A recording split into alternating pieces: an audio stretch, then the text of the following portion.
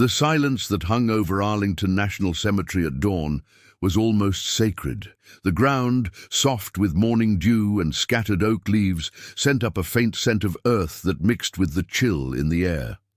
Among the rows of white headstones, families sat shoulder to shoulder on folding chairs lined up with military precision. Some clung to each other's hands, knuckles turning white, as if by sheer willpower they could hold back the tears that pooled quietly in their eyes. Children fidgeted on laps. Older men and women tried to keep their backs straight, all of them dwarfed by the centuries-old oaks that cast deep, cool shadows over the gathering. No one spoke much. It felt like the air itself held its breath, and you could almost hear hearts beating, quick but steady. Even the birds seemed muted, like the world was respecting the weight of the moment. On days like this, the line between history and the people living it seemed thin. At the edge of the crowd, a black government car rolled to a slow stop, tires crunching on the gravel. The car door opened, and out stepped Captain Marcus Bennett. He moved with that kind of calm that comes from years in uniform, each medal and star on his chest earned through grit and determination, none given out of favor or for show. His presence drew every eye. It was not because he forced attention, but more the dignity and quiet confidence he wore like well-fitted gloves. As Marcus made his way across the grass, something shifted in the crowd. People sat forward, breaths held, as they watched one of their own walk toward the front.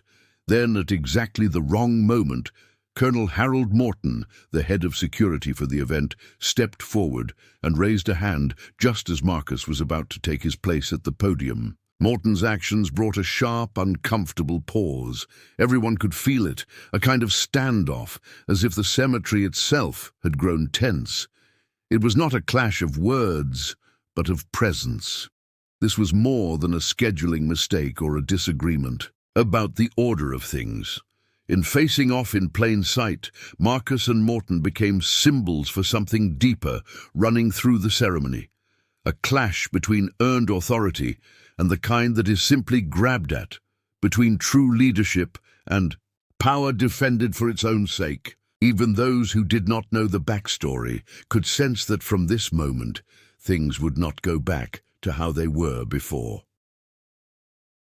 The impact of Colonel Morton's blunt interruption moved through the crowd like an invisible shockwave.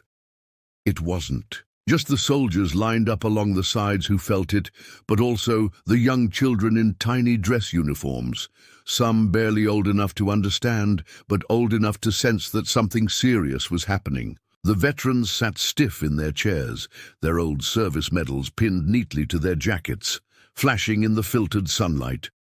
They exchanged glances, silent but loaded with meaning rooted in years spent following proper codes and honoring those who earned their place. All eyes flickered between Morton and Marcus, not sure who would move first, but for a handful of long seconds nobody dared speak up or even breathe too loudly. You could sense a kind of charge in the air, buzzing, almost like a storm was on its way. This went beyond a violation of quiet ceremony etiquette. Everyone knew this was about something much deeper, about what happens when fear of rocking the boat makes people complicit through inaction. It's a feeling that burrows in quick, settling like lead in the stomach. Captain Marcus Bennett stood his ground. He gripped the urn with both hands, and for all the noise behind his eyes, his expression stayed almost unreadable. He looked steady, not defiant exactly, but rooted, as if he had practiced facing this kind of moment for years. The weight of memory was heavy at his feet, not just for him, but for everyone present. The box he carried wasn't just for one fallen friend. It was an entire slice of the past that everyone in that cemetery had struggled to hold on to. And yet, as the seconds spun out, it became clear there would be no dramatic confrontation. Marcus didn't flinch. He didn't bow his head, not to Morton or to the awkwardness of the crowd's unease. Around him, eyes began to drift, not because people questioned his right to stand there, but because recognizing the truth behind this. Seen hurt. Everyone in attendance, in their own way, came face to face with a harsher kind of grief, a mourning not just for a loved one lost in service, but for a country willing to let fear wear a uniform and walk among them. Nobody said it out loud, but the knowledge seeped in quietly. It was the kind of moment that leaves a mark, a hush that would be remembered long after the last note of taps faded into the oaks. The tension in the air thickened with every passing second as Colonel Morton, standing rigidly just steps from the podium, took the moment to openly question Captain Marcus Bennett's right to be there. With dozens of mourners bearing witness, Morton's voice was cold and clear as he asked for identification. But when Marcus presented his ID card, Morton refused to even glance at it, turning his head away in open dismissal. The crowd, already on edge, began to stir with quiet murmurs. You could hear the soft rustling of programs in restless hands, the shuffled feet of soldiers made uneasy by the break in tradition. Parents squeezed their children's shoulders.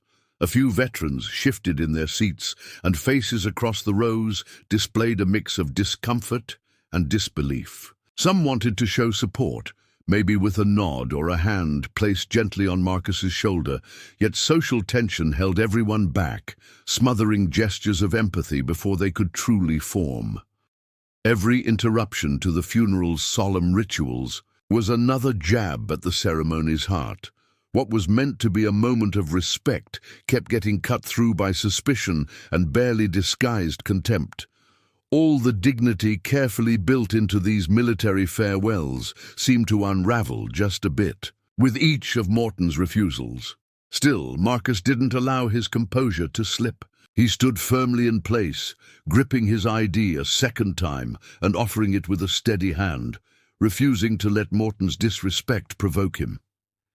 The silence grew, heavy, hard, almost vibrating with the weight of what was at stake. Marcus's action went beyond simply following procedure. It became a stand for something bigger.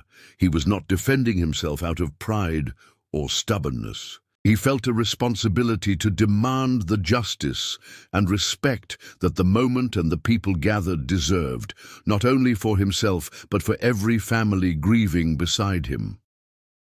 Each time Marcus quietly persisted, refusing to back down or raise. His voice, a new kind of battle line, was drawn. No weapons, no shouts, just a steady insistence on the right to mourn and be recognized. In that still, charged moment, Marcus embodied something larger than any badge or rank could capture. Around him, people understood, even if they didn't say it out loud. His strength, quiet but unwavering, became a silent message hanging in the morning air. Sometimes standing your ground with respect is its own victory. Just when the crowd thought things could not get any more tense, Colonel Morton crossed a line no one expected.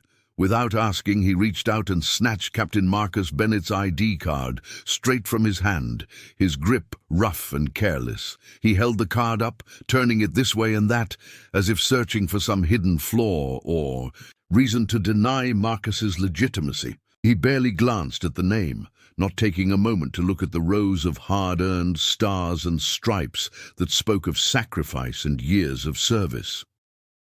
This act was more than a breach of protocol.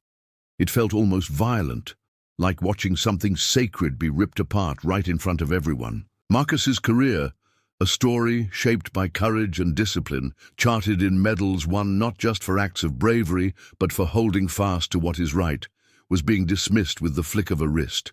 The very meaning of those awards, those long nights of duty and sacrifices made for a country that prided itself on honor, seemed suddenly small under Morton's cold handling. For the families and veterans watching, it felt like a punch to the gut. No one in the crowd moved. It was as if time itself paused. Every face mirrored the same look, a kind of disbelief mixed with growing anger and shame. One could almost hear the collective intake of breath, each person rooting for Marcus, but feeling helpless, almost guilty, for being part of such a scene. Children's wide eyes darted to adults for a clue on how to react. while the veterans clenched their hands in their laps, remembering moments when respect trumped everything else. Everyone sensed in their bones that this was about far more than one man's right to stand at a podium.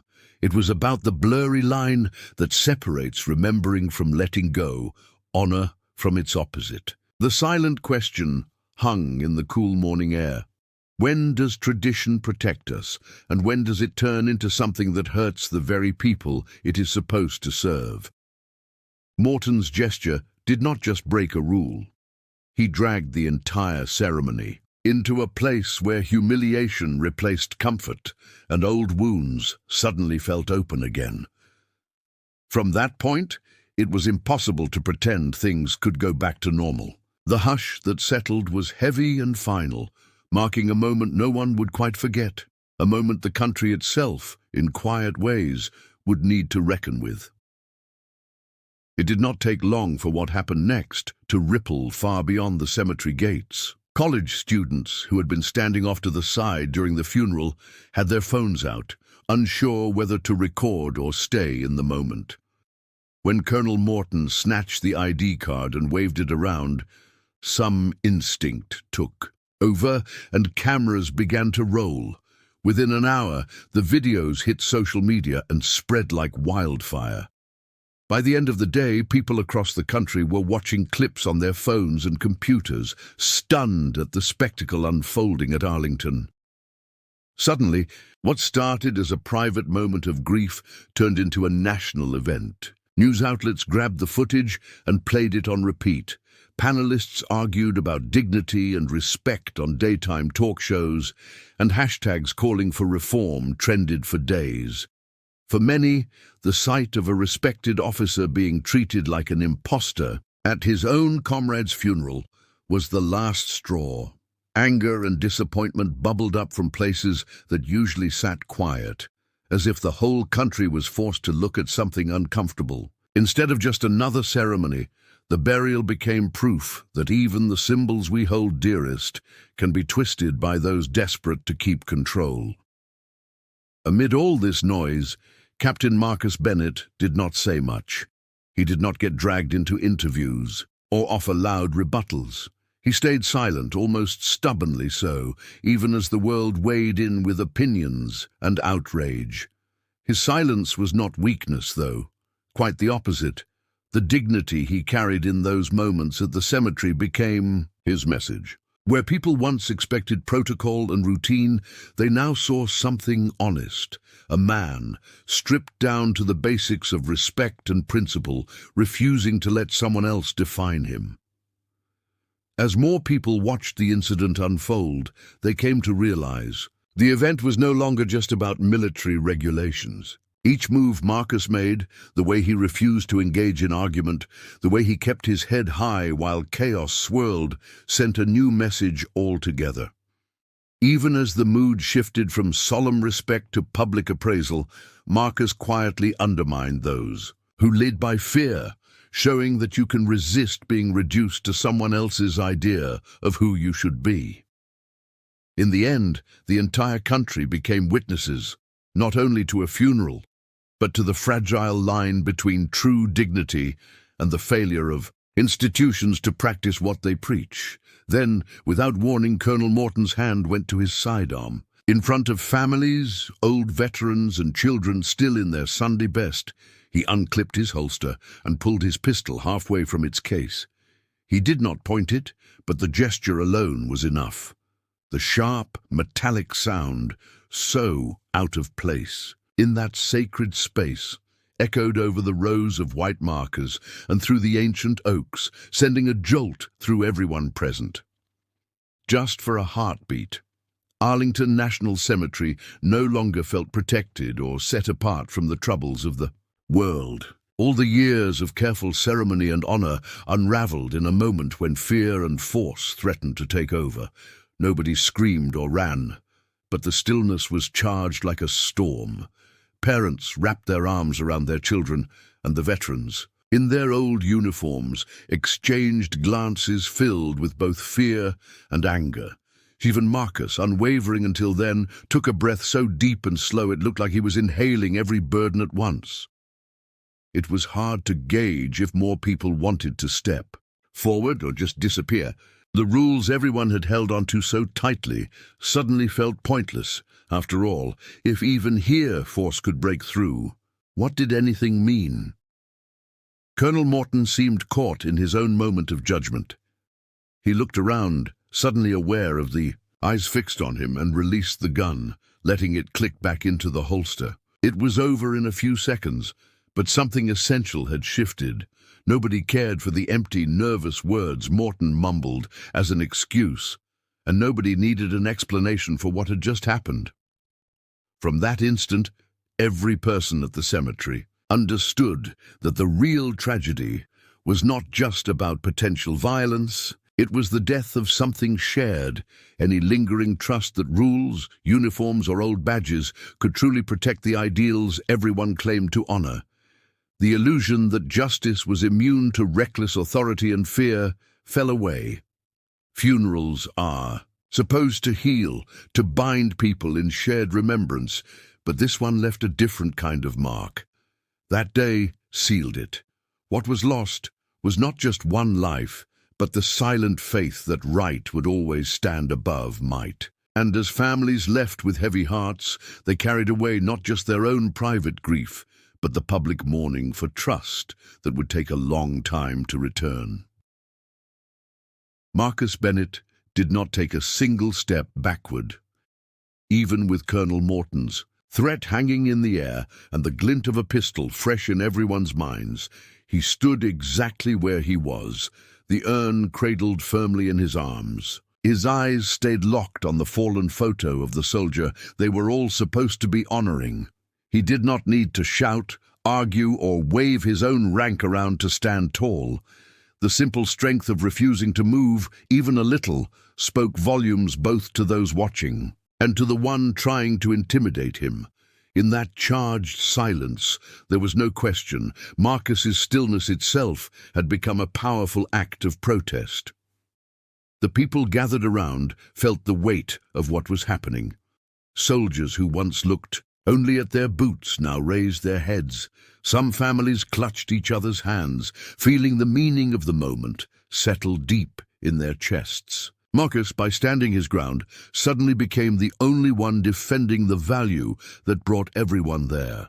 That quiet sense of justice, built on sacrifice and decency, strong enough to deserve respect, even from those who wore more stripes. Right in the middle of what should have been a final, comforting ritual, it was not a badge or uniform saving the day. It was Marcus's absolute refusal to let fear define the meaning of the ceremony. Morton's drawn weapon did not spark compliance. Instead, it added yet another layer of shame for everyone standing on that green Virginia lawn. In those tense minutes, there could be no more pretending that what was happening was just misunderstanding or a break in protocol. Now the split between what those uniforms were supposed to represent and what was unfolding in front of them was too wide and raw to ignore. All the years of talking about honor and duty suddenly felt hollow, exposed by the glaring contrast between courage and cruelty seen right before their eyes. From then on, every person present knew they could never claim ignorance. They could not shrug and say rules were followed or that everything stayed above board, because here was the proof, open, undeniable, and painful, of how badly things could go wrong. The moment Marcus held his ground, everyone truly saw the wideness of the gap between the ideals wrapped up in uniform and what people sometimes chose to do with the power it gave them. Time seemed to stretch out in that moment, turning heavy and slow. It felt as if the whole world had paused, uncertain, holding its breath between fear of real violence and a small hope that someone would stand up against it. Even the breeze that had been drifting through Arlington earlier that morning dropped away, quiet and still, as though nature itself was waiting to see what would happen next. People's thoughts bounced between what they had always been told about authority and what their eyes insisted was happening right in front of them. There was a young boy sitting near the front with his mother, fidgeting in his Sunday shirt, too young to fully understand, yet old enough to notice the shift in mood. He looked up at Marcus, watching the way the captain held himself. That boy's look was innocent, but also searching. You could see the question in his eyes.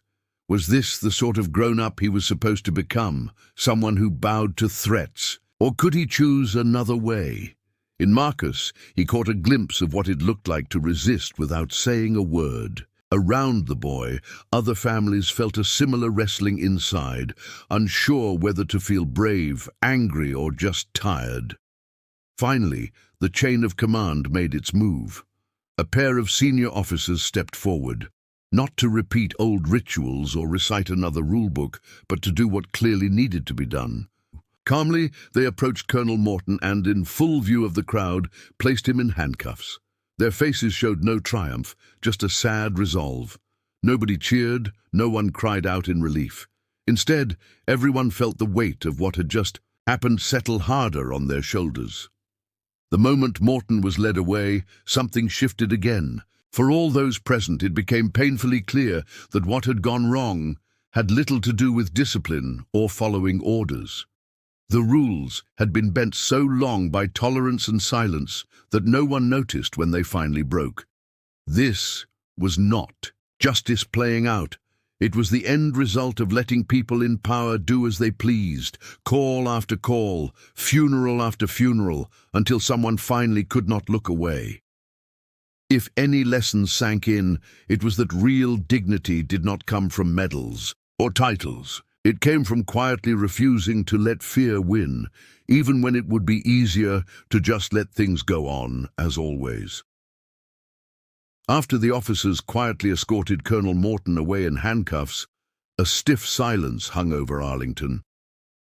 Everyone stood or sat a little straighter, trying to will themselves back into the calm of a normal funeral. The chaplain cleared his throat and tried to draw people's focus back to the ceremony, voice steady, but now tinged with strain. The color guard stepped forward, their movements crisp and mechanical, yet the dignity felt forced. As they folded the American flag and handed it to a grieving mother, the ritual seemed to echo through the open wounds left moments earlier. They tried to put everything back where it belonged. Someone retrieved the photo of the fallen soldier and slipped it quietly into a new frame, propping it up so all could see. Yet the image did not seem proud or comforting anymore. Instead, it almost carried an apology, as if the soldier himself regretted being part of something that had strayed so far from what he once served to protect. Some folks found themselves looking away, not wanting to meet that gaze, while others stared with a mixture of anger and sadness, silently wishing something could undo what had just happened. No one at the service could find their way back to the original mood. It was not just what had almost occurred that left its mark, but the realization of how passive everyone had been up until then. There was no avoiding it now. Letting authority go unchecked could do damage, even if no shot was ever fired. It became clear that ignoring problems, or telling yourself that someone else would speak up, had its own consequences. What they all witnessed would not be forgotten after the chairs were folded and the lawn cleared. From that point on, it seemed impossible for anyone there to go through another military tribute without remembering that day. Each note of taps and each word spoken over a grave would carry a new weight. People would likely question what was really being honored and wonder if the old rituals still lived up to the values they claimed to stand for. The comfort of tradition had cracked, and while the ceremony continued and the chaplain finished his prayers, everything felt unsettled. The truth was, the shadow of what happened would linger, making sure that no one left completely unchanged. News of what happened at Arlington swept across the country almost overnight. Clips from people's phones were looped on TV and splashed across every major news site. Newspaper columns and radio call-in shows jumped into the conversation, but what caught everyone by surprise was how universal the outrage felt. For once, this argument did not split along party lines or old divides. People were not talking about Democrats or Republicans, or about city folks versus those from small towns. Instead, what kept coming up was a sense of shared responsibility. How so many had stood by, letting things slide, until finally the damage had landed right on what was supposed to be the nation's most sacred ground. Instead of feeling proud, people everywhere asked themselves how a trusted system had reached the breaking point in plain view.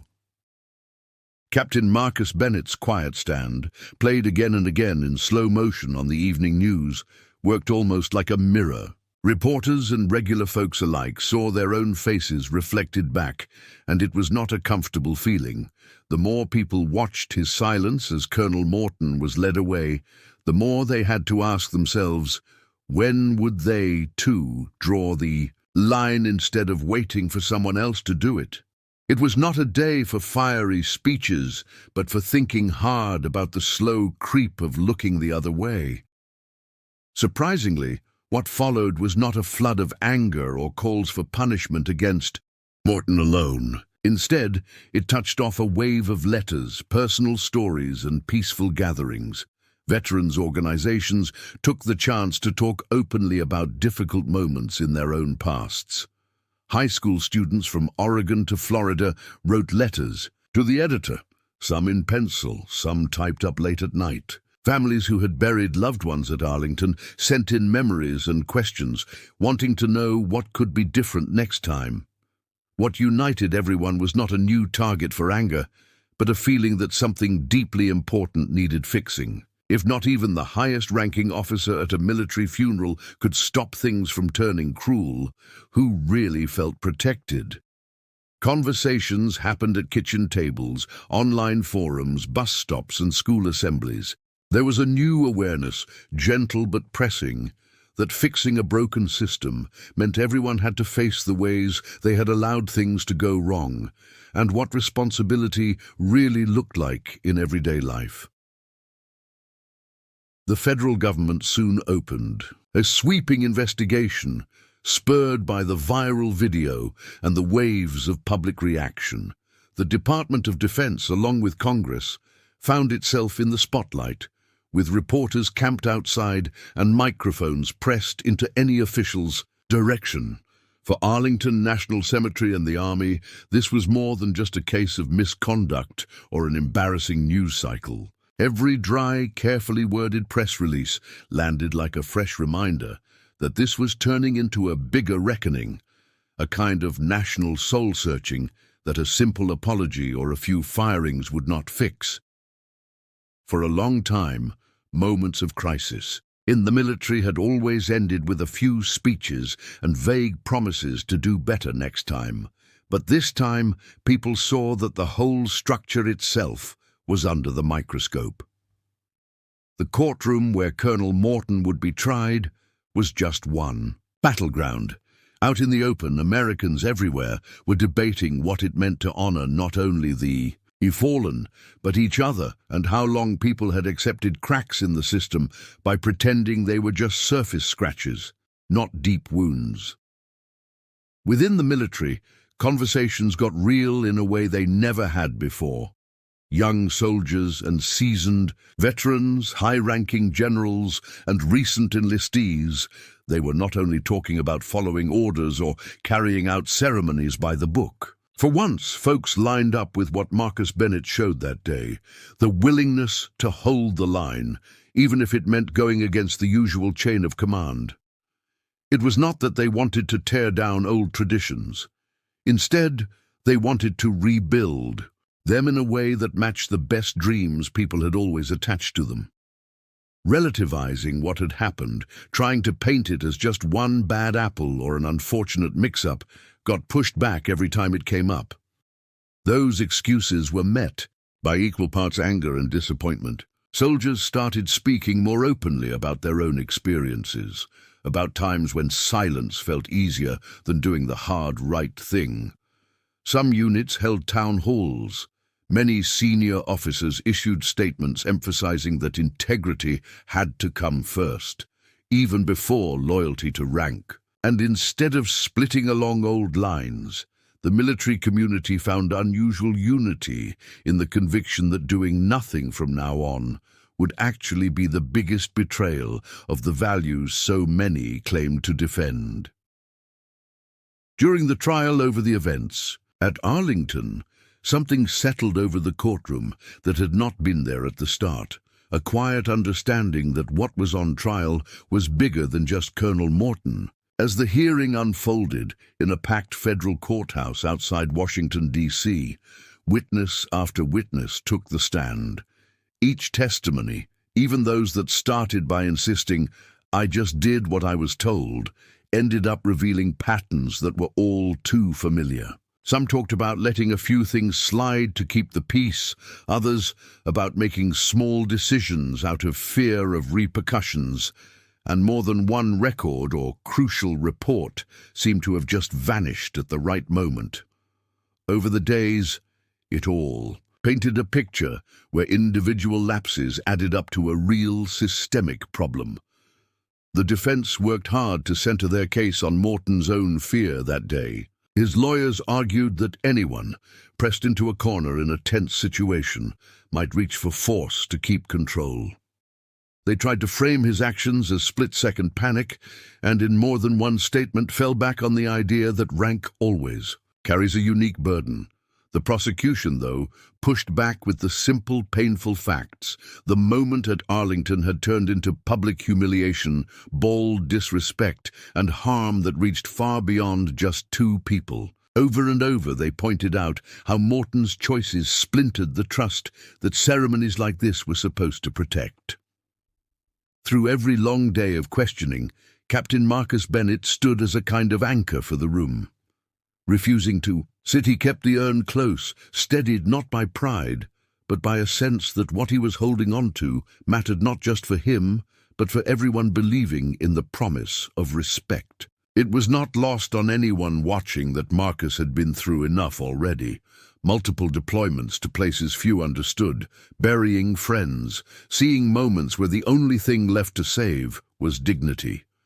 That was why, even when Morton's sharp-tongued attorney turned his questions personal, trying to shrink Marcus down to a symbol, Marcus never flinched. He answered quietly and directly, his presence reminding everyone that doing the right thing sometimes means standing alone, even if you are tired or afraid. The stories of omission, the vanished reports, the discomfort in the gallery as old. Traditions got a hard look, all contributed to a trial that was no longer just about punishment, but about whether an entire nation could look itself in the eye and promise to do better the next time respect was put to the test. When Judge Thompson finally called the courtroom to order for sentencing, there was an unusual hush that seemed to weigh the whole space down. People filled every bench, and some stood pressed against the walls, waiting for a sense of closure that most already knew would not come. As the judge read out the sentence, life in prison for Colonel Morton, there was no drama, no outburst, just Morton's rough, hollow laugh echoing for a few seconds. It was not a laugh of fear or remorse, but something sharp that tasted a little like contempt. For a moment, he almost seemed to say that by punishing one man, the system thought it could wash its hands of everything that had led to this point. Terrible. Courtroom's energy shifted. Some looked away, others kept their heads down, not even sure where to place their grief or their anger. It was as if the sentence itself had confirmed what everyone was already feeling. This was not about individual evil, but the slow collective drift into habits and compromises that left deeper wounds. Even those who quietly believed Morton deserved every year in prison could not help noticing the way people avoided one another's eyes, as if they were all carrying a bit of the guilt themselves. Outside the courthouse, as news crews tried to turn interviews with bystanders into sound bites, nobody wanted to claim relief. There were no shouts of victory, no real comfort in the outcome. The shame that hung over the court seemed to follow everyone, down the courthouse steps and out into the busy streets of Washington. Veterans who had come in uniform left quietly, medals hidden beneath their jackets, unsure if they still meant what they once believed. The feeling was like a funeral, but not for a person. It was more like mourning for old hopes that people now saw as too cracked to stand on. For many, the trial, despite all its careful arguments and formalities, had done little to restore faith that things were on the right track. Instead, it named in public what so many already suspected in private, that failing to defend dignity and honesty had cost more than anyone could tally with one court case. So, as the doors swung shut and the crowd slowly thinned, what lasted was not a sense that justice had been done. What lingered was a quiet, stubborn realization that the real work ahead had to be done by everyone, far from the cameras and the wooden benches, in the little decisions of daily life. In the weeks after the trial, something unexpected began happening at Arlington. People from all walks of life started showing up, not in big numbers or with organized protests, but quietly and on their own. They carried slips of paper, some torn from spiral notebooks, others neat and folded, some just ripped from whatever they had in a pocket. At first, it was one or two notes pinned to a tree or wedged into the iron fence that lined the cemetery. But soon, the fence and even parts of the stone entrance were covered in these handwritten letters. Most were simple apologies. Some notes began with, "I'm sorry," addressed to Captain Marcus Bennett by name, while others apologized to the unknown soldier or just signed off with nothing but a first initial. As more letters piled up, people started writing to themselves too, admitting in shaky words how they had stayed quiet when they knew something was wrong, or how they wished they had spoken up in a heated neighborhood meeting or at a difficult family dinner.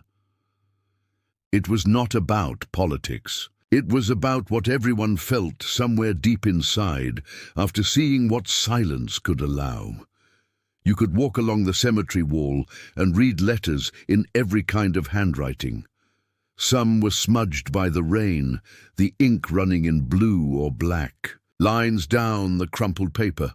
Some notes were written in blocky, determined print by a child's hand, all crooked lines and misspelled words, but the message clear anyway. And a few, by the end of the month, had been gently taped to the soldier's photograph that stood at the entrance, faded now by the sun.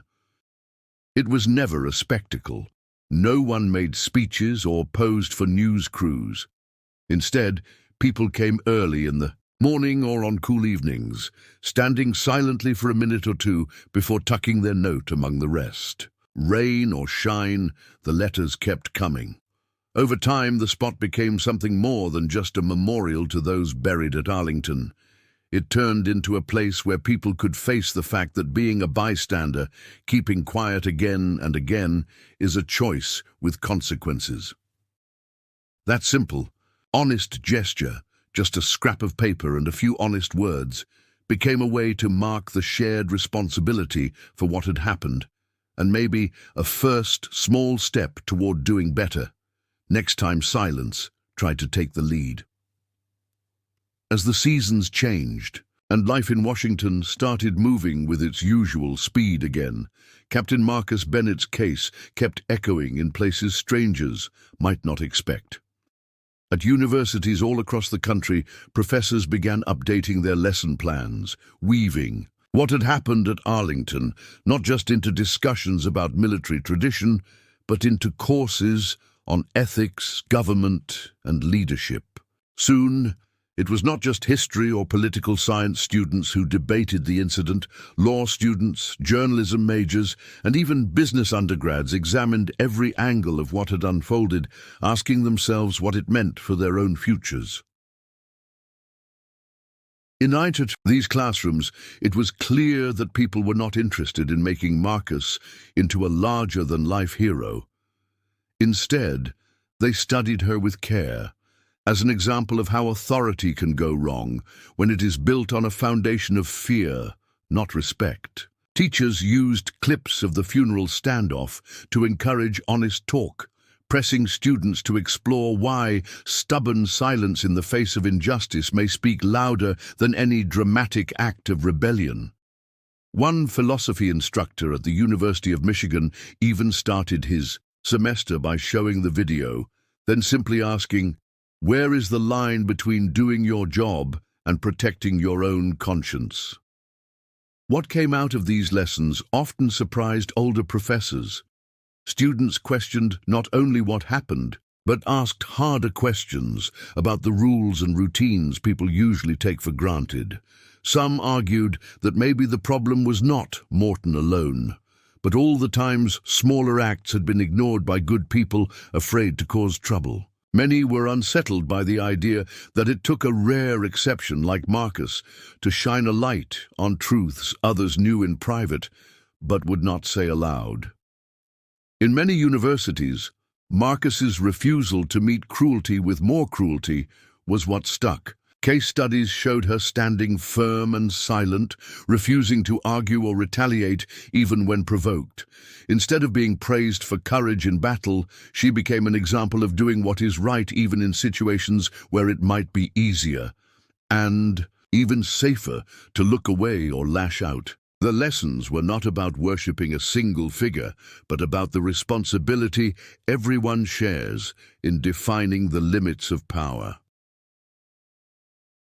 With each class discussion, students realized that what happened at Arlington was not just an event for the history books. It was, or could be, a turning point for how a generation understands its duty to speak up, draw a line, and protect the dignity of others. While the academic conversations went on, something quieter but just as meaningful was playing out inside the Army itself. At the Pentagon and at bases from Fort Bragg to West Point, the authorities moved quickly and quietly to erase Colonel Morton's name from the places where he had once been listed as a leader. His photo and the plaques that bore his name were carefully removed from the hallways of command and training schools. It was a process carried out without speeches or official ceremonies. Maintenance workers took down portraits. Officers edited digital documents, and someone was assigned to update the old training manuals. All of this was done with a certain hush, as if even speaking about it might reopen wounds not yet healed. For many watching this unfold, students, soldiers now in civilian life, officers still on active duty, it brought up tough questions about what it really means to erase someone's legacy. People gathered in quiet corners and break rooms to talk things over. They realized that taking away Morton's honors was not about scorn or public revenge. Instead, it was about making sure no one would honor the wrong things or celebrate a reputation built on fear and silence. The empty spaces where his plaques had hung became part of a new tradition, one that reminded people not every wrong needs to be replaced by something new, but sometimes the truest justice is to refuse to keep celebrating what should never have been held up in the first place. This deliberate forgetting became its own sort of statement, even if most outsiders never noticed it. The gaps on the walls, the missing names in commemorative brochures told an unmistakable story.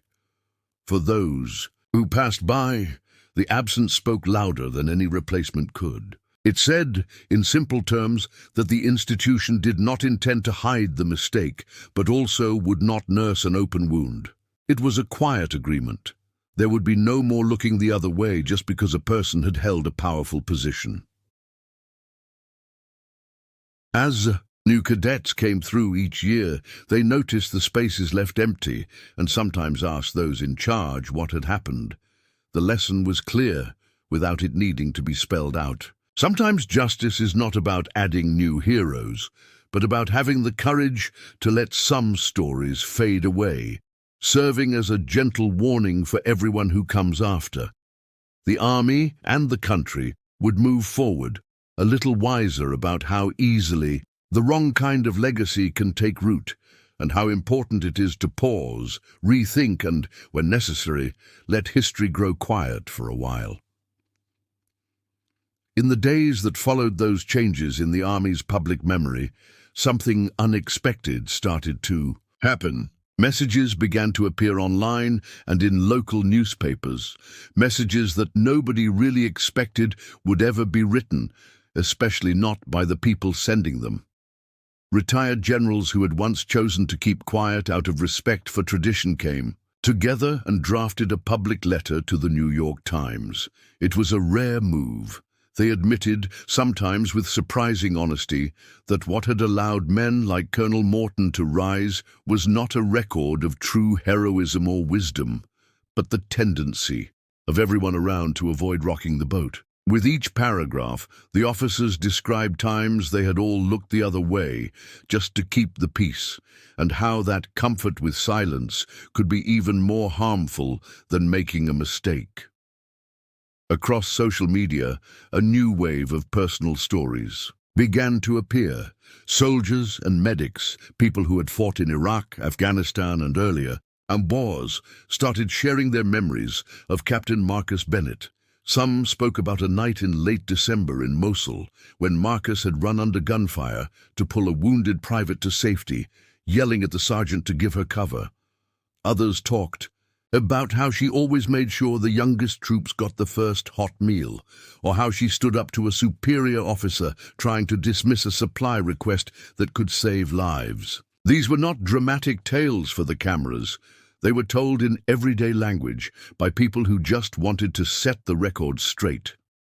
The difference between Marcus and Morton, between command built on respect and power rooted in resentment, became very clear.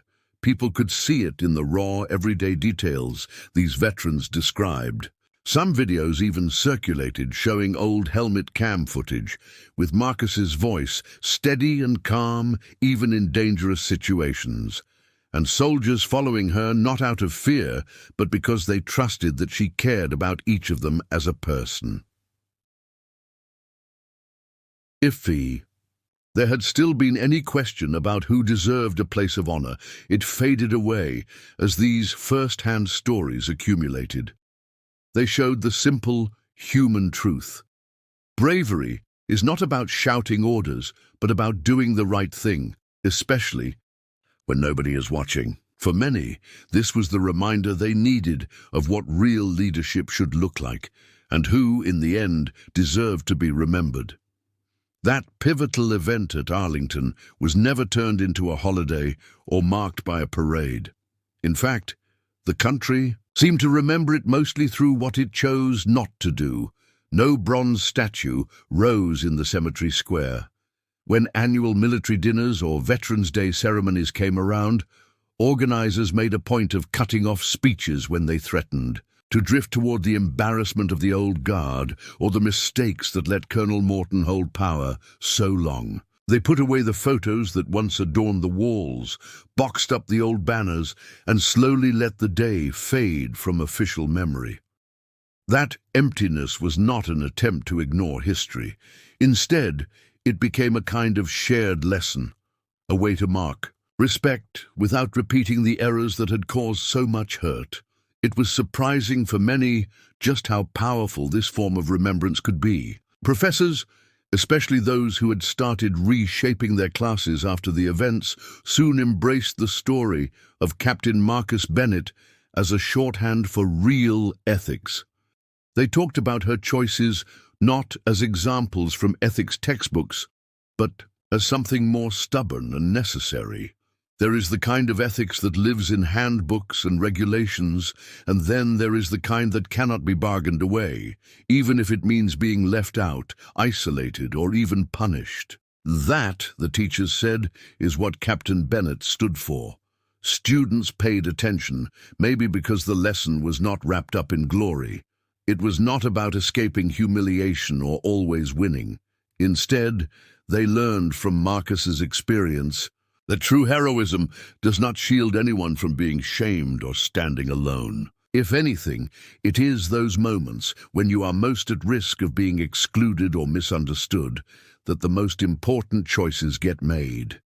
The lesson stuck with many. In study groups and after-class conversations, students talked about what it might cost them someday to act with that sort of integrity. The idea was a little scary and a lot more real than the clean stories in old-school textbooks. So in this new kind of silence, the memory of what happened at Arlington continued. Not loud, not formal, but shaping the way a new generation understood leadership, teaching everyone that sometimes not eulogizing, not building something in stone, is the strongest way to pay respect to the courage that can change a country forever. Inside military academies and government buildings, the ripple effects of that silent remembrance began to shape real changes. Old routines were put under a microscope. The army, along with other branches of service, started reviewing the ways they had honored hard-edged discipline above all else for generations.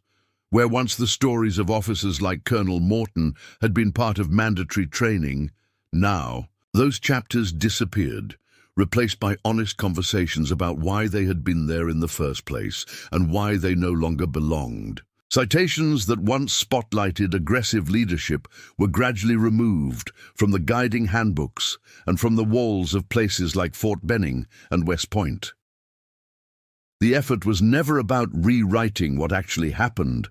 No one was interested in pretending the past was any different than it had been. Instead, leaders wanted to make it clear right there in the language of updated policies and new lectures that what the Army holds up as honorable now includes the courage to admit error and grow from it. Every change, from removing a quote to scrubbing out a name in a case study, sent the same quiet message that shaping the future sometimes means carefully letting go of what never should have defined you. This new approach was not just limited to the Army. At police academies, city halls, and even in public schools, the idea took hold that honor was not a fixed badge handed out to whoever could follow the loudest orders. Earning respect became a deeper, everyday process. Teachers and supervisors began to ask themselves and each other if their actions truly lined up with the values they wanted to defend. Awards, promotions, and special recognitions started to feel heavier because the people giving them knew everyone was watching to see if those old habits of comfort and silence would slip back in. It became common during these quiet reforms for people to speak up if something did not sit right. A committee might stop to reconsider a speech, or a young officer might question a lesson that seemed too much like the old ways.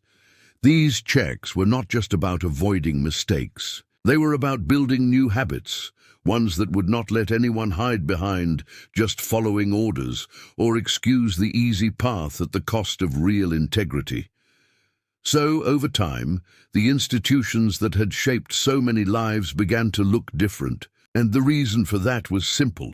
Honoring true courage meant learning to say no to the stories, the customs, even the names that had once gone unchallenged. Each small decision built up trust, making sure that the pride of the service was rooted in honesty, not just in reputation or tradition. During all the talk and changes in rules, Captain Marcus Bennett herself kept to the background, just as she always had. She never asked for recognition, and she certainly avoided any effort to make her a symbol or a legend. While newspapers and documentaries sometimes tried to shine a light on her actions, she insisted on shrinking away from the spotlight, letting others do the talking if they wanted, but not stepping forward herself. If a journalist called her up, she would politely decline to comment or suggest they seek out the voices of those who had actually served alongside her. She was more interested in the work itself than in any ceremony, and that attitude caught on with a lot of people long after the dust had settled. What Marcus really wanted was not to see her life and choices frozen in some bronze statue or turned into a perfect story. She preferred that the lesson remain unfinished, always open for discussion, always a little messy. To her, The danger of turning any human into a pure hero was clear. It would allow everyone else to relax, to stop thinking, to forget that the same kind of crisis could happen again. By refusing to accept the label of savior or martyr, she kept the discussion about ethics and leadership alive. That was exactly what she hoped for. Even years later, when new officers at Fort Bragg or young faculty at universities mentioned her quiet example, it was as a way of reminding themselves not to become too comfortable. A system can always slip back into old habits. The important thing was to keep the conversation going and never act as if the problem had been solved forever. Her greatest legacy, in a twist, was that she never claimed any legacy at all. The story she left behind was not meant to patch over the wounds or to create a perfect conclusion. Some scars, Marcus believed, should remain visible. If they faded completely, it would just be a matter of time before folks forgot what caused them in the first place. The empty space left in the center of those big organizations, and really, in the hearts of everyone who followed the story, was there for a reason. It was not a gap to fill with the next big name, but a reminder that power only means something good when it never demands blind loyalty. So in the end, the lesson from that cold winter day at Arlington Cemetery was never about victory or glory. It was about holding your ground, quietly and firmly, while everyone else felt the temptation to give in or look away. That lesson stayed unfinished and real, exactly as Marcus wanted.